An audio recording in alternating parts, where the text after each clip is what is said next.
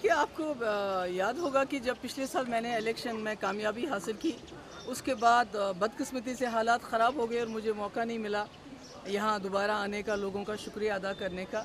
तो आज फुर्सत मिलते ही और थोड़े से हालात में सुधार देखते ही मैं आई और यहाँ जो लोगों के जो मुश्किलात है उसके बारे में जानकारी हासिल करने के लिए, और जो काम इस वक्त चल रहे हैं, चाहे पुल के काम हैं, चाहे सड़क के काम है, मैग्नीमाइजेशन का काम चल रहा है, और भी कई काम तरक्याती काम चल रहे हैं, उनका जायज़ा लेने के लिए मैं ख़ुद यहाँ आ गई। और जैसा मुफ्ती साहब का ये ख्वाब था हमेशा कि जो अनंतनाग कॉन्स्टिट्यूंसी है, इसको इंशाअल्लाह हम पूरे डिस्ट्रिक्ट में ही नहीं बल्कि पूरी रियासत में एक मॉडल कॉन्स्टिट्यूंसी बनाना चाहते हैं। आपने बोला देखिए, सब हमारे अपने बच्चे हैं, चाहे वो स्कूल में पढ़ता हो, चाहे कॉलेज में, चाहे वो पढ़ता ना हो। तो मेरा ये मानना है कि ये हमारे बच्चे बहुत काबिल हैं।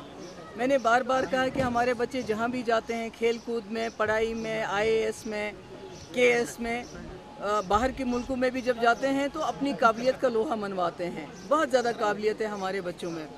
तो बदकिस्मती से कहीं ना कहीं इनकी काबिलियत को जो है, मैं तो कभी कह सकती हूँ शायद हमें नज़र लगी है, हमारे जम्मू कश्मीर के लोगों को, हमारी इस खूबसूरत वादी को नज़र लगी है।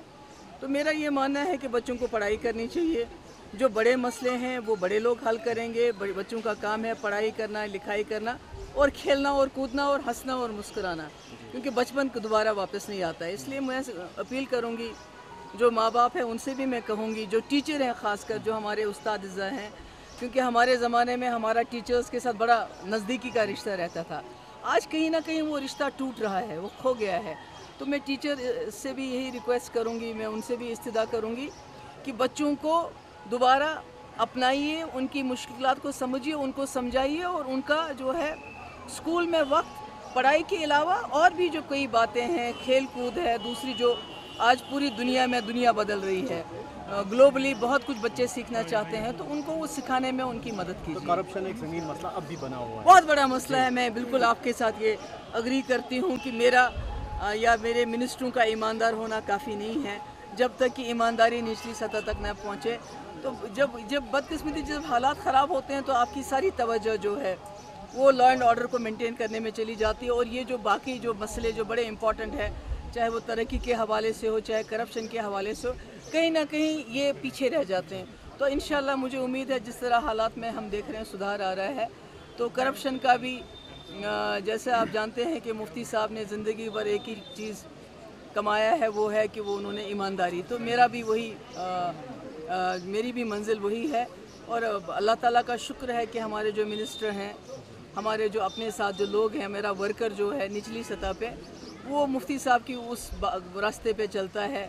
गरीब है, गुर्बत का सताया हुआ है, पर कहीं बेईमानी नहीं करता है। देखिए, ये फ़ैसला यहाँ के लोगों को करना है कि क्या हम जो कश्मीरियत के लिए बहुत माना जाता है।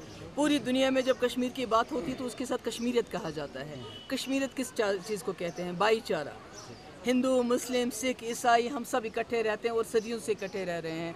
हम मंदिर भी, ये देखिए यहाँ मंदिर है, यहाँ मस्जिद में बनाई है, नमाज़ पढ़ रहे हैं। इसी तरह से हमारा ये जो सूफ़ी कल्चर है, ये हमारी विरासत है, इसको हम कभी खोने नहीं देंगे। बाकी यहाँ के लोगों को सोचना है कि हम क्या चाहते हैं, किस तरह से चाहते हैं। क्या पत्थर मार के उमर फयाज़ जैसे नौजवान बच्चों का, जो काबिल बच्चे हैं, या वो जो बैंक में काम करता छोटा सा मुलाजिम, या पुलिस में नौकरी करने वाले जो हमारे नौजवान हैं, जो मेहनत से अपनी रोज़ी रोटी कमाना चाहते हैं, क्या उनका कत्ल करके, बैंक लूट के, हथियार लूट के, क्या ये हम कश्मीरियत का कहीं खुदा ना खास्ता गला तो नहीं घोंट रहे हैं? मुझे लगता है ये फ़ैसला यहाँ की आवाम, यहाँ के लोगों को करना होगा, और मुझे उम्मीद है कि यहाँ के लोग जो हैं वो बुनियादी तौर पे अमन पसंद है, भाईचारे को पसंद करते हैं, और वो हर मज़हब के साथ मिलजुल के रहने का जो कश्मीरियत का जो हमारा सबक है उसको कभी नहीं भूलेंगे। शुक्रिया।